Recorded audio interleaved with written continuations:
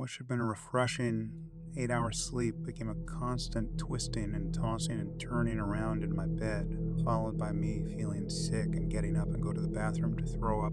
My mind was filled with the images of what I've last seen inside that stew that I ate, and these thoughts became themselves nauseous.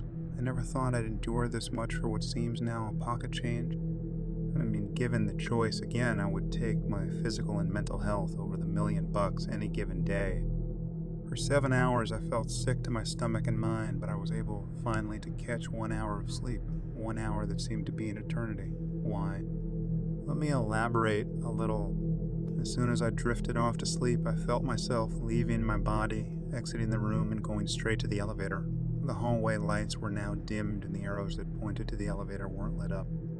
I pressed the button, and there was no message from me on top of the doors this time. I then heard a muffled ding, and the doors opened. The inside was pitch black darkness, and the only thing I was able to see were the lights on the buttons. I instinctively pressed 3, and the elevator started ascending, without the doors closing. I passed the first floor, and I saw the Harlequin waving at me with blood coming out from its now missing eyes. And then I passed the second floor, and that witch Demetra scared me when she almost came inside the elevator with me want another serving, Benny, she said, her crazy laughing, sending shivers down my spine. I arrived on the third floor, and all I saw was a big red door with a golden handle in the distance. It looked like it was far away and very close to me at the same time. It was standing there, idly in the vast darkness of the third floor. I stepped off from the elevator, except I was not walking on marble or hard concrete floor. I felt like I was stepping on clouds, but with every step I heard a different kind of sound coming out. I started running towards the door, and the more I ran, the farther the door was. The more I slowed down, the closer the door was to me. I decided to walk very slowly, thinking I might get the door to me instead of me going to it. I finally made it, and then, out of the darkness, 2 statues erected, each pointing me to the door with their index finger. Their voices blended in some sort of low baritonal voice. Go inside now, but be careful. All that glitters is not gold, and you must resist emotions old, they said while turning their heads towards me. What emotions? Love, hate, fear, courage, I thought to myself. I turned the handle of the door and entered inside a room that looked like a big event hall, a sort where rich people go to attend secret parties that you've probably read about online. There was classical music playing inside, and people were chatting, their voices coming together as one. There was another big wooden door at the end of the room, which was bolted shut, so naturally I wondered what that was. When reaching it, I was approached by a masked waiter who asked me if I wanted a drink, which I politely refused because all of it didn't seem real. I mean, I only had human stew back on the second floor. I wouldn't want drinking human blood or something, Something felt wrong with that door. It seemed like it hid something ugly behind, like all hell will break loose if it was to be opened. Was I the only one not wearing a mask, or was I went to a big mirror that was placed on a wall to my right to see if I was still the same, because all of it seemed wrong. To my utmost surprise, I was masked like the rest of the attendants at this grandiose mask ball. I was wearing, out of nowhere, a bout to mask, the sort they use in Venice, Italy, for their mask balls or parties. It seemed glued to my face. It didn't come off. Why didn't it come off? What was that? Was I dreaming? Was I in the depths of my mind? Dreams or nightmares? Love, hate, fear, courage? Emotions old. Was I wearing the mask, or was mask wearing me? The finishing decorations on the marble walls were made of gold. The cutlery and platters were the same. Don't touch them. They're poisoned. Don't drink the champagne. It's poison, I remember thinking to myself. Oh God.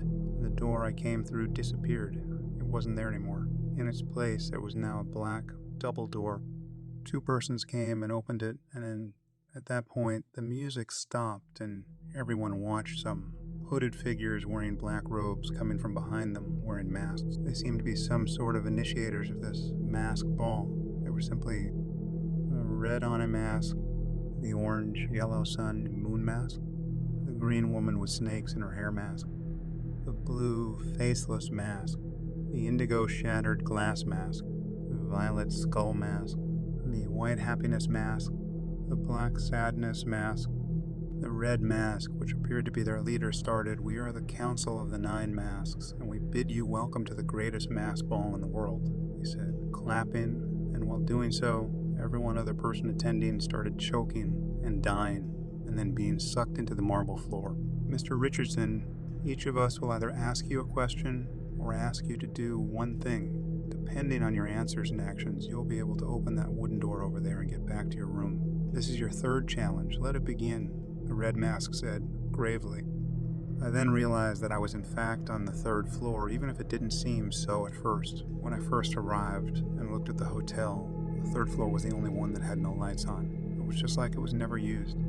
I understand why that was. It was because this floor was the contestants' mind and they've chosen to fuck with us, using these abominations, trying to make us insane and to make us quit, so that we get killed and eaten by whatever it was that has eaten Rogers and then turned to stew.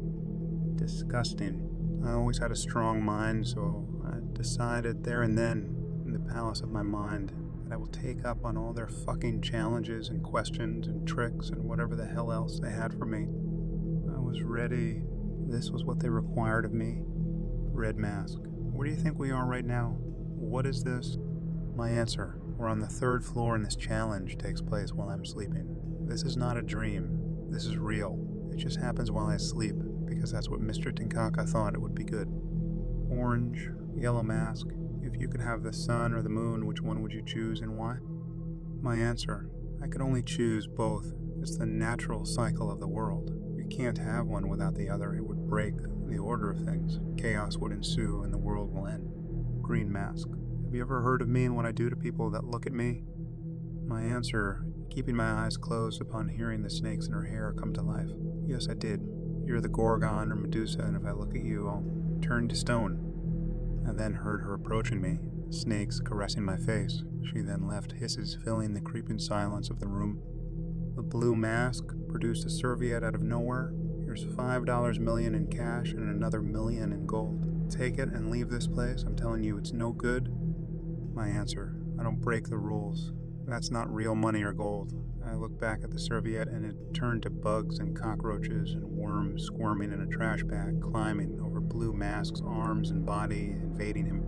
The indigo mask. You wake up early and see me in the sky and you fear me until the day you die. I promise things that should not be. You take it fast, too blind to see. You take the easy way and sell your soul, but all that glitters is not gold. Who am I? My answer. Morningstar Lucifer, the fallen angel, Satan. The violet mask. Finish this. There's a lady who's sure all that glitters is gold. My answer. And she's buying a stairway to heaven. This was easy. I know my Led Zeppelin. The black and white masks together. We get to ask you 2 questions. Be careful what you answer. You cannot have one without the other. They need each other to survive, and if you have one, you can beat the other one. My answer. There's no love without hate, and you must have the courage to kill your fear. I then heard the wooden door open, and as I turned around, the red mask has fallen, revealing Mr. Tanaka's face. I knew why I picked you. You're not only smart and brave, but you resist temptation so well. Fine, so be it. I must warn you that these final challenges will be absolute hell, and if 2 of you end up living after the final round, it will be one hell of a bonus round. Go through that door, and remember the rules. Oh, and before you go, as a token of my appreciation, take this gold bar from me as a gift. He finished his speech, seemingly impressed with my performance at the greatest mask ball on earth. Thank you, but I'd rather not take it, I replied. Why not? He asked me, confused. All that glitters is not gold, I finished with a grin, heading back through the door. I woke up to the sound of the TV where Tanaka announced that Mrs. Elizabeth Warburg died in her sleep and that they found her full of bugs, cockroaches, and worms. Well, there's 4 of us to go. Wish me good luck.